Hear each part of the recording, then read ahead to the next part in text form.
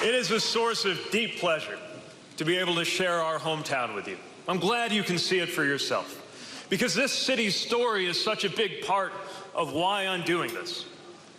I grew up in South Bend, in the same neighborhood where Chasten and I live today with our two dogs, Buddy and Truman.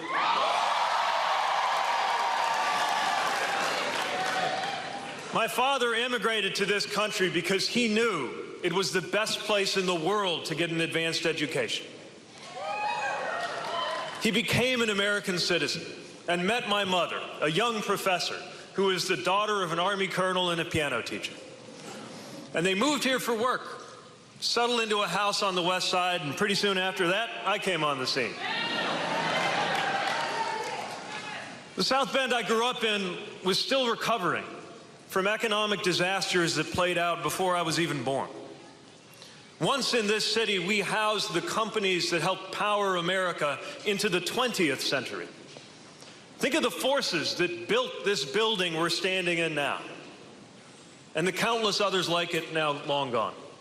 Think of the wealth that was created here. Picture the thousands of workers who came through these doors every day and the thousands of families that they provided for. And think of what it must have been like that day in 1963 when the great Studebaker Auto Company collapsed and the shock brought our city to its knees. Buildings like this one fell quiet, and acres of land around us slowly became a rustscape of industrial decline. Collapsing factories everywhere. Houses that had been full of life and love and hope stood crumbling and vacant. And for the next half century, it took heroic efforts just to keep our city running as population shrank and young people like me grew up believing that the only way to a good life was to get out. And many of us did. But then some of us came back.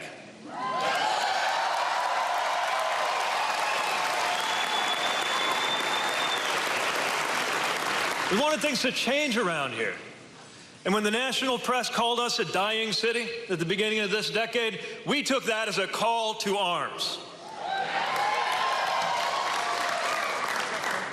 I ran for mayor in 2011 knowing that nothing like Studebaker would ever come back, but believing that we would, our city would, if we had the courage to reimagine our future.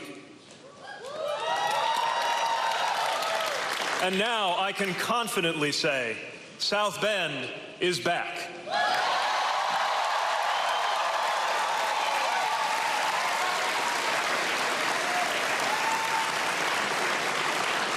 More people are moving into South Bend than we've seen in a generation. Thousands of new jobs have been added in our area, billions in investment. Now, there's a long way for us to go, but we have changed our trajectory and shown a path forward for communities like ours. And that's why I'm here today, to tell a different story than Make America Great Again. Because there's a myth being sold to industrial and rural communities. The myth that we can stop the clock and turn it back. It comes from people who think the only way to speak to communities like ours is through resentment and nostalgia. They're selling an impossible promise of returning to a bygone era that was never as great as advertised to begin with.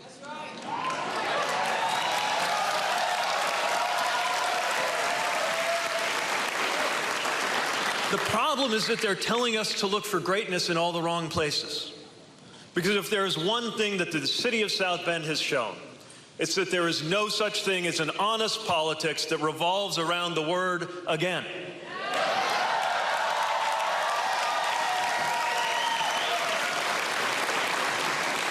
It is time to walk away from the politics of the past and towards something totally different.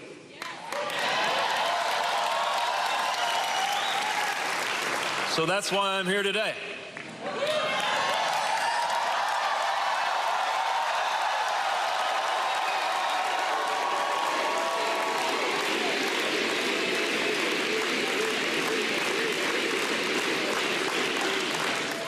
I'm here to join you to make a little news.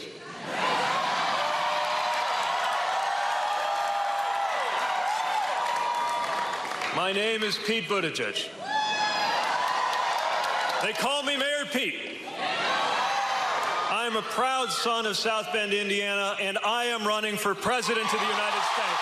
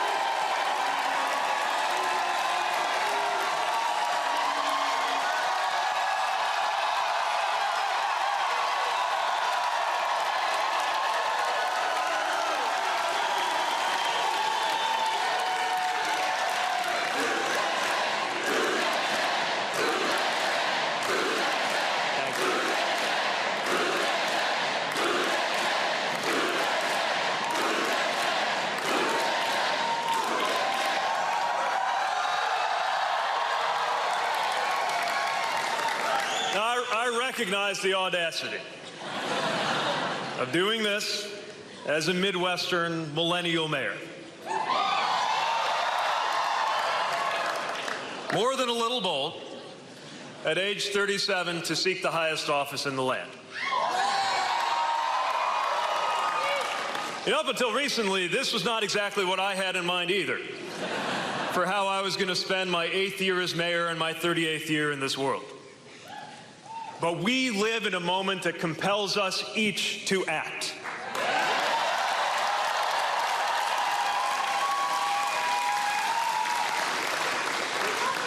The forces changing our country today are tectonic. Forces that help to explain what made this current presidency even possible. That's why this time is not just about winning an election. It's about winning an era.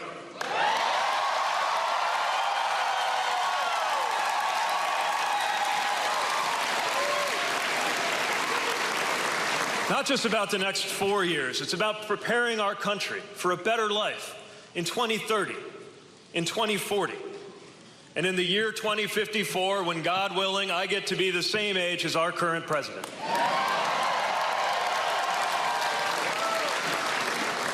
I take that long view because I have to.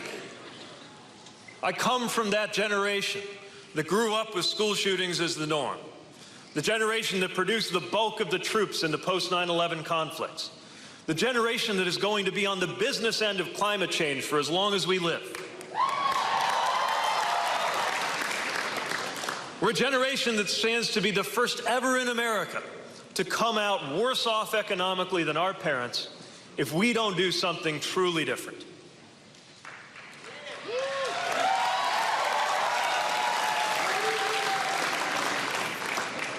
This is one of those rare moments in between whole eras in the life of our nation. I was born in another such moment in the early 80s, when a half-century of New Deal liberalism gave way to 40 years of Reagan-style supply-side conservatism that created the terms for how Democrats as well as Republicans made policy. And that era, too, is now over.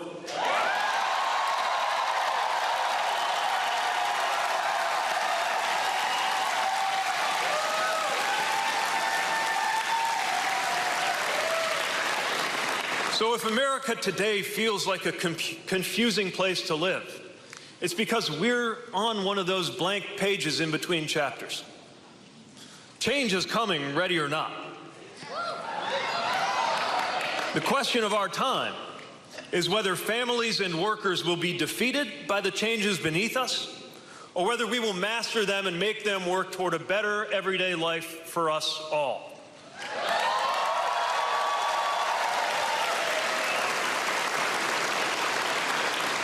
And a moment like that calls for hopeful and audacious voices from communities like ours. And yes, it calls for a new generation of leadership in this country.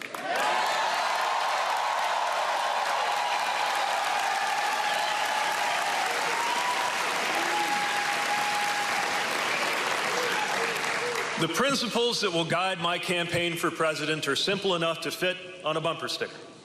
Freedom, security, and democracy.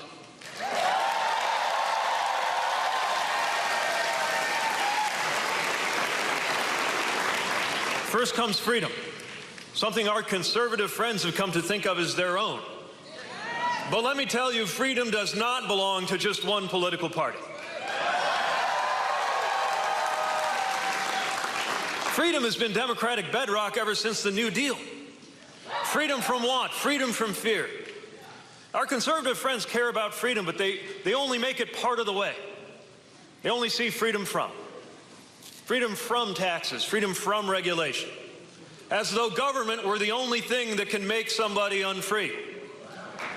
But it's not true. Your neighbor can make you unfree. Your cable company can make you unfree. Your freedom depends on a lot more than just the size of your government. Healthcare is freedom. Because you're not free if you can't start a small business when leaving your job means losing your health care.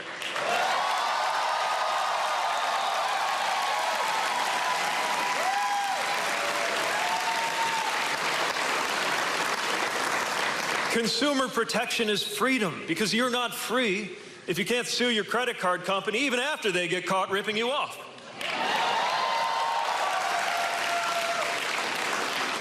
Racial justice is freedom, because you're not free if there's a veil of mistrust between people of color and the officers sworn to keep us safe.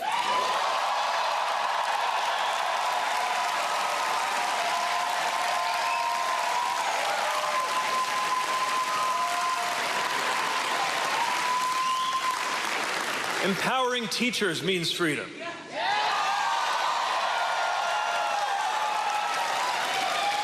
Because you're not free in your own classroom if your ability to do your job is reduced to a number on a page.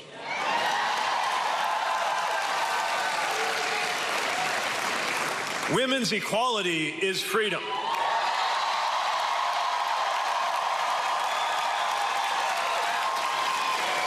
Because you're not free if your reproductive health choices are dictated by male politicians or bosses.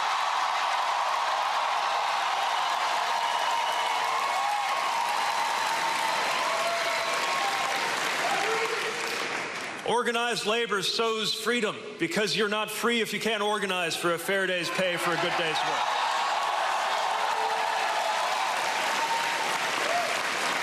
And take it from Chasten and me, you're not free if a county clerk gets to tell you who you ought to marry because of their idea, their political beliefs.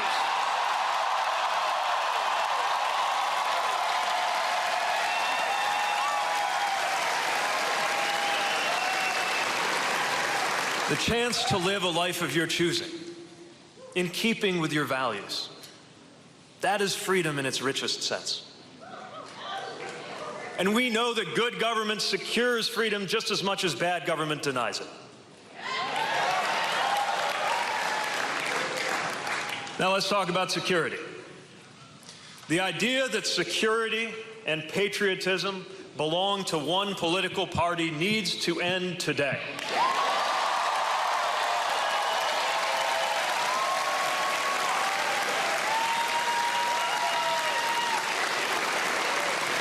We are here to say that there is a lot more to safety and security than putting up a wall from sea to shining sea.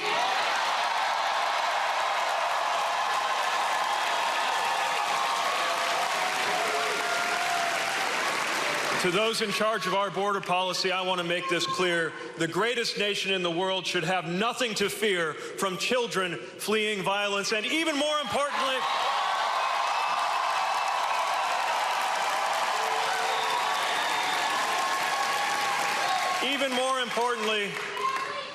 children fleeing violence ought to have nothing to fear from the greatest country in the world.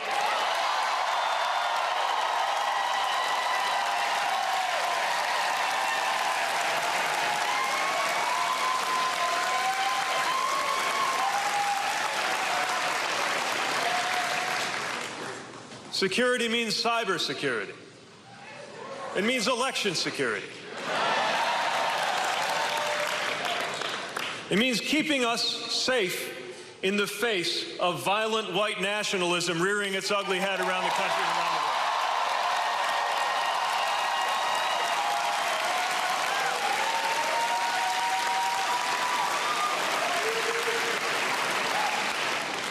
And let's pick our heads up to face what might be the greatest security issue of our time, climate change and climate disruption.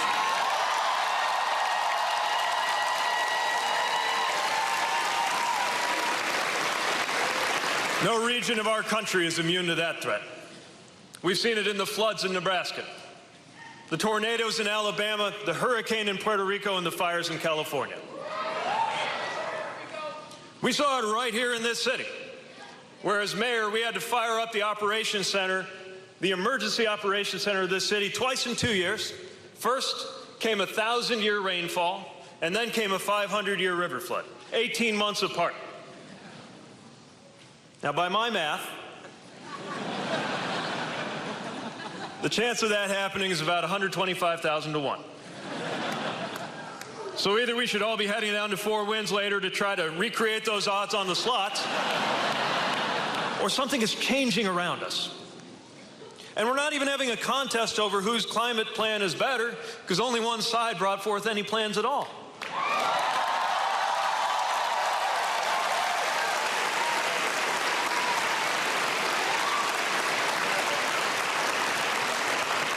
If you don't like our plans on climate, fine, show us yours.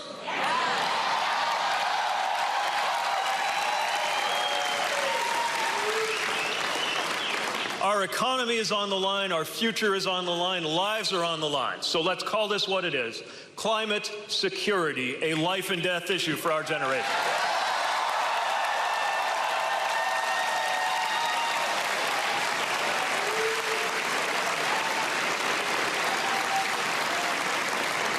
And now let's talk about democracy. Because no issue we care about, from gun safety to immigration, from climate to education to paid family leave, none of it will be handled well unless our democracy is in better shape. Our democratic republic is an elegant system, but lately it hasn't been quite democratic enough. It's not democratic enough if legitimate voters are denied the ability to exercise their rights because one side thinks as a matter of political strategy that they're better off if fewer citizens are able to vote.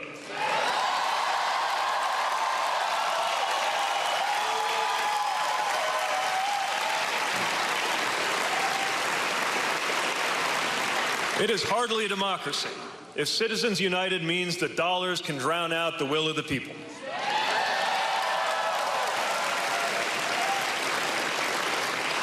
There's not much of a republic if our districts are drawn so that politicians get to choose their voters instead of the other way around.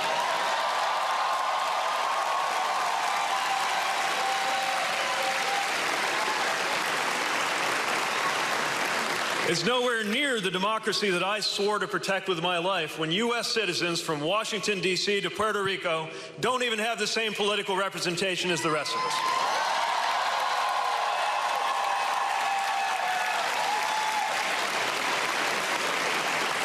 And we can't say it's much of a democracy when twice in my lifetime the Electoral College has overruled the American people.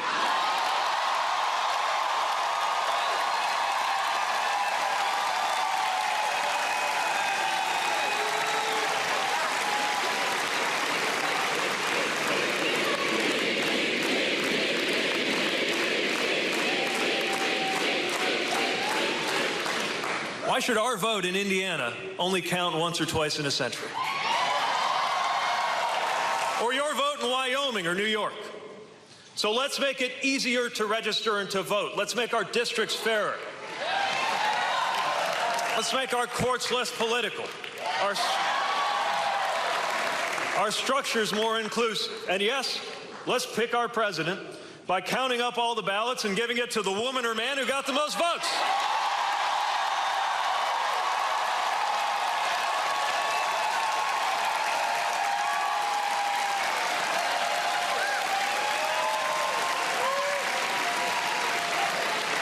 Now, I like talking about systems and structures, philosophies and theories, but nothing about politics is theoretical for me. Someone said all politics is local. I would say all politics is personal. Time and time again, moments in my life have forced me to realize what politics really means. I learned it when I went overseas on the orders of the commander-in-chief. When you write a letter and put it in an envelope marked just in case and set it where your folks can find it, you never again lose sight of the stakes. And by the way, when I was overseas, each one of the 119 trips I took outside the wire, driving or guarding a vehicle, we learned what it is to trust fellow Americans with our lives.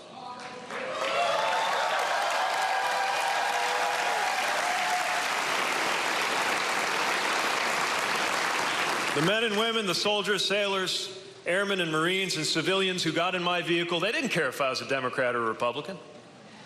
They cared if I'd selected the route with the fewest IED threats, not whether my father was documented or undocumented when he immigrated here.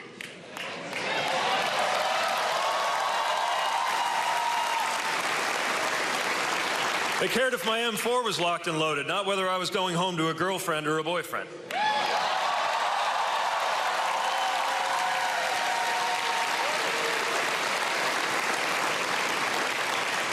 They just wanted to come home safe like I did. They wanted what everybody wants, to do a good job, to live well, and to come home. And making sure that kind of thing happens is what politics is for. Politics matters because it hits home. It hits home at our most vulnerable moments.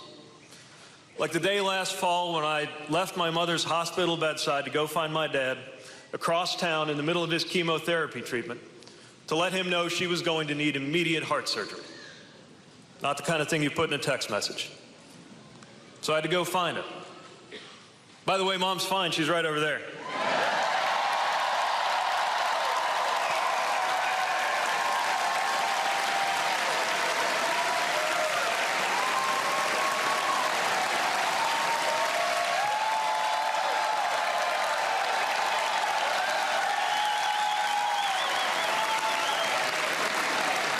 Right over there with my amazing in-laws, but that's a different story.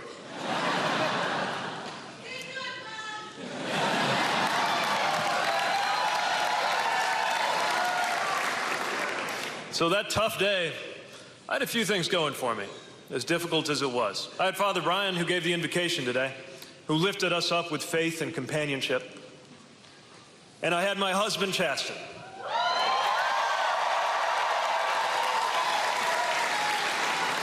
He was right there at the hospital. He stayed there. He was at the hospital where he belonged.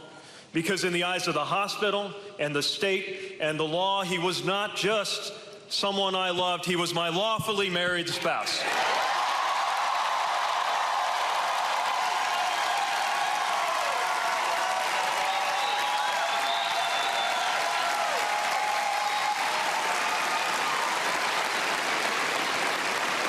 Our marriage exists by the grace of a single vote on the U.S. Supreme Court.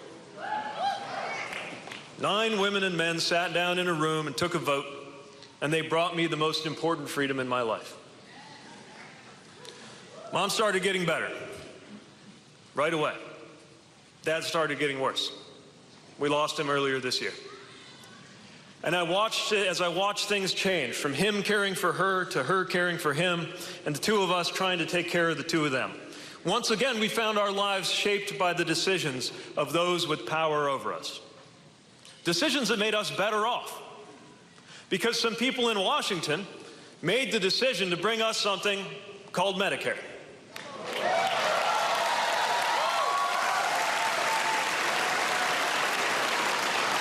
And so when I think about how we had to navigate those tough family decisions, I think about how fortunate we were that all we had to think about was what was right medically for Mom and Dad both, not whether our family was going to go bankrupt over this. That's how government touches our lives. It's how policies bring us freedom. And when it comes to health care, I want every American to have that same benefit.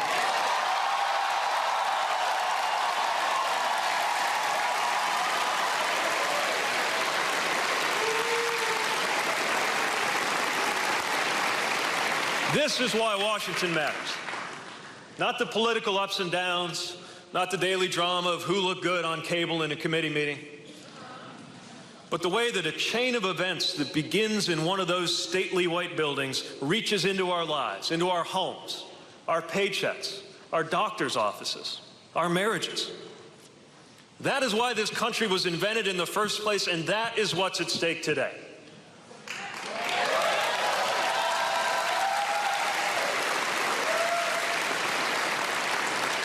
At least that's how it's supposed to work. When something is grotesque, it's hard to look away. And the horror show in Washington is mesmerizing. It's all-consuming. But starting today, we're going to change the channel.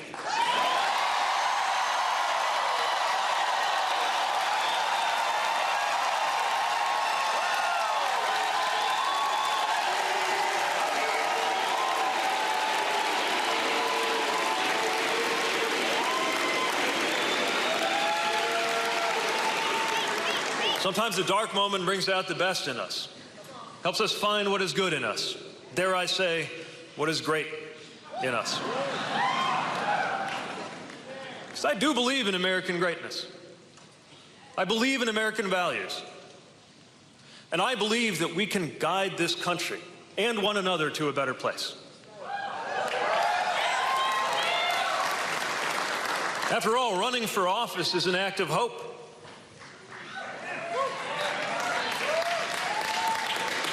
You don't do it unless you think the pulleys and levers of our government can be used and, if necessary, redesigned to make the life of this nation better for us all.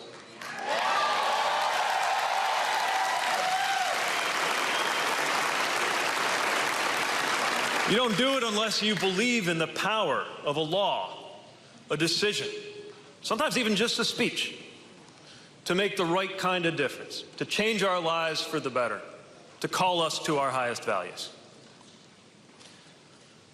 Things get better if we make them better.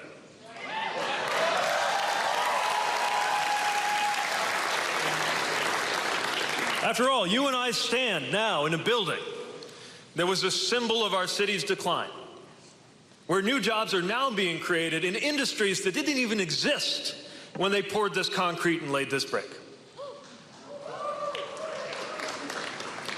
You and I stand in a city that formally incorporated in 1865, the last year of a war that nearly destroyed this country. What an act of hope that must have been. We stand on the shoulders of optimistic women and men. Women and men who knew that optimism is not a lack of knowledge, it is a source of courage.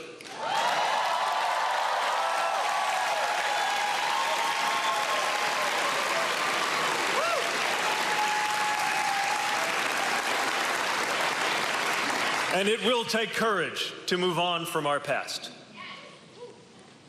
We're not going back. You know, if I did get a chance to go back, it wouldn't be out of a desire to live in that past. If I went into the past, I'd go just 20 years back, so I could find a teenage boy in the basement of his parents' brick house, thinking long thoughts as he played the same guitar lick over and over again on his little Stratocaster, wondering how he could belong in this world, wondering if his intellectual curiosity means he'll never fit in, wondering if his last name will be a stumbling block for the rest of his life,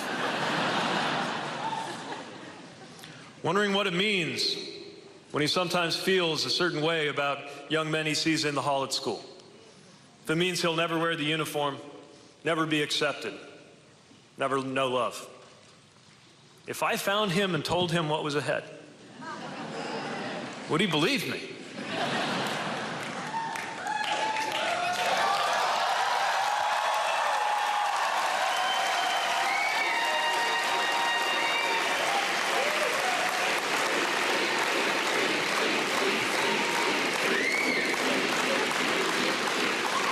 I can picture it if I could put my arm around him and tell him that he was going to see the world and serve his country, that he would not only find belonging in his hometown, but be entrusted by its citizens with the duty of leading it and shaping it.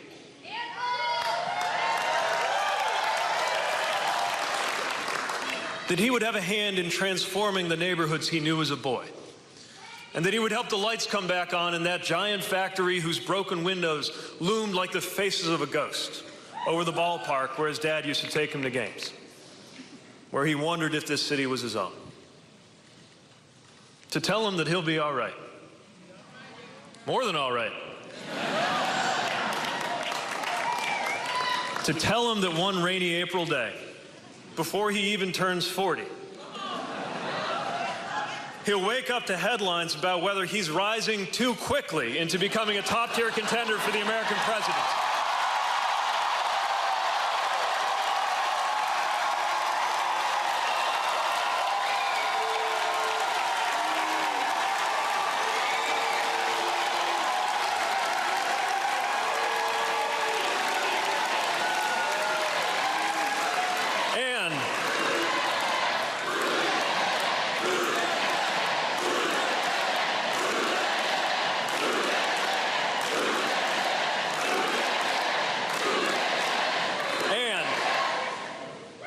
To tell him that on that day when he announces his campaign for president, he'll do it with his husband looking on.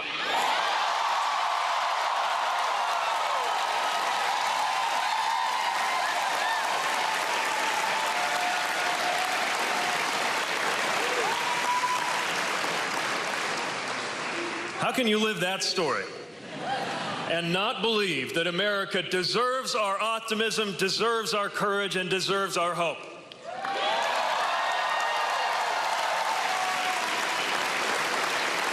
Yes, running for office is an act of hope. So is supporting someone running for office. So this afternoon, are you not hopeful?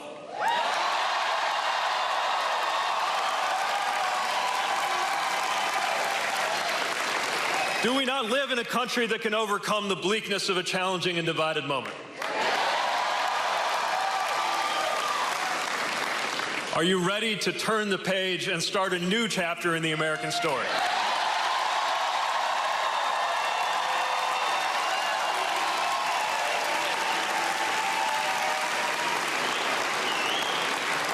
If you join me, if you and I rise together to meet this moment, one day they will write histories, not just about one campaign or one presidency, but about the era that began. Here today in this building where past, present, and future meet, right here this chilly day in South Bend.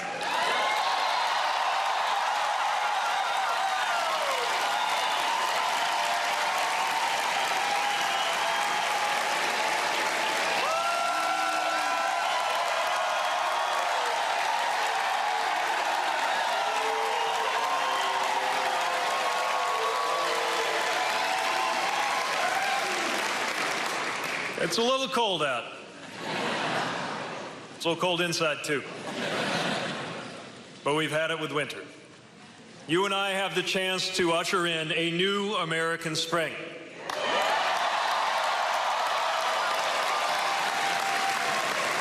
So with hope in our hearts and with fire in our bellies, let's get to work and let's make history. Thank you.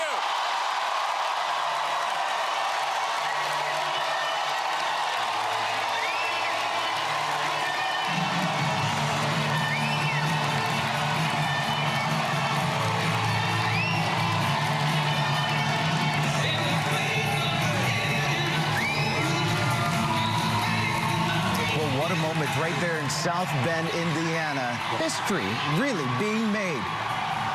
Did you think you would see something like this in our lifetime? An openly gay candidate for the presidency of the United States declaring his candidacy there and being greeted on stage by his husband. An amazing moment, no matter how you look at it. That was Mayor Pete Buttigieg kicking off his 2020 campaign, a rally right there in South Bend where he's been the mayor for some 8 years, introducing himself as Mayor Pete. He continued to set himself apart from a packed field of candidates, of course, taking direct swipes at President Trump. Buttigieg says that he's ready to tell a different story than make America great again, and that this election is not about winning the presidency, it's about winning an era. He says his campaign will focus on 3 guiding principles: freedom, security, and democracy. Let's bring back the panel right there. We were all watching it together. It is a historical moment as we watch there. Rick, your first thoughts. Rick Tyler. Well, I'm glad we cut away before we had to hear the speech in 6 other languages. No, look. He speaks several languages. He plays the piano. He's It was an extraordinary speech. It was well written, and if I could use a biblical phrase, it turns the tables on many issues, including the ownership of foreign policy, or not foreign policy, but national security as a Republican issue, as the idea that Christianity the Republican Party is the only party that has Christians among its members. I just thought it was extraordinarily well done, and if I were his team, I would be very pleased. I think it was the best opening speech so far. And we've seen so many of those speeches. We were here for Kamala Harris's opening speech. Josh Letterman is there on the scene. Josh, really quickly, and I imagine it's going to be difficult to hear me, paint the picture of who's there in the scene. I had some friends who were mentioning that it seemed as if there were a lot more men than women, but give me a sense of the makeup of the crowd there. Yeah, the crowd is pretty diverse, I would say, in age. We see young people, millennials for sure, a lot of older people too, people in their 60s and even 70s. It is a mostly white crowd. There are a few people, African Americans and Hispanics, but for the most part, a lot of Caucasian people here. Buttigieg trying to address a lot of those issues, talking about racial justice, talking about social justice. You know, one thing we did not hear at all from Buttigieg today was the word Trump. He did not mention the president by name, but he was definitely trying to draw an implicit contrast, talking about how we can't go back to a politics of yesterday and making promises, false promises, he says, that we can restore things to a way that they were, that he says were never actually as good as politicians say they were. Also, it seemed to be invoking Obama a little bit on a few occasions, talking about running for office as being an act of hope, also talking about changes coming, like it or not. Definitely the most resonant moment that got the biggest reaction from the crowd here in the room in South Bend was when he talked about politics in Washington being an all-consuming, mesmerizing horror show. That seemed to really rile people up here, and also some of his comments about his childhood, about what it would be like to talk to the child of 20 years ago, to say that as a young gay man with a hard to pronounce last name, he could one day be serving his country in the military and running for president, and doing so in a viable way. Got a big reaction from the crowd here. And we're going to continue to watch those images there from South Bend, Indiana. The mayor there walking into the song High Hopes from Panic at the Disco.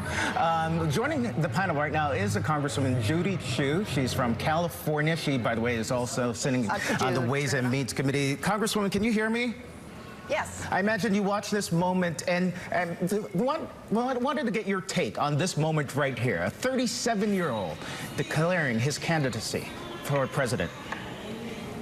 I think it's inspirational that this young man, who is mayor of South Bend, Indiana, and is openly gay, is announcing his candidacy for president. Clearly, he was exciting the crowd.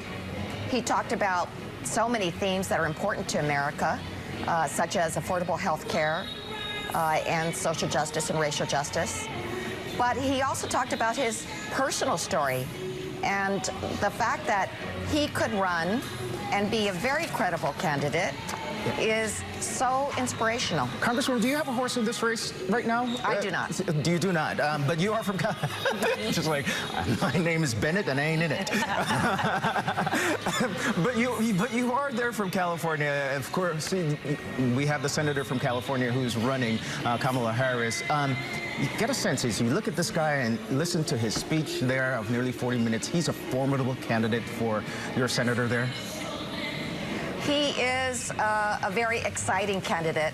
I do think Kamala Harris is also exciting, and let us not forget that we also have Eric Swalwell, who just announced him. He's from California as well. So what I am looking towards is the fact that these young people can excite the millennials to vote in this coming election, and the millennials will be very, very important. Their participation could make this presidency, and having somebody like Pete Buttigieg is very, very exciting to them, certainly, because he presents a whole new, fresh face. Yes, he is. Definitely at 37 years, he's had quite a bit of experience. Mayor Pete Buttigieg right there making his announcement. Our thanks to the Congresswoman. We're going to continue to watch this story and bring you the very latest on this on the other side of this break. But a moment of history there in South Bend, Indiana. The mayor making his announcement official. Stay with us. Objective hit the targets.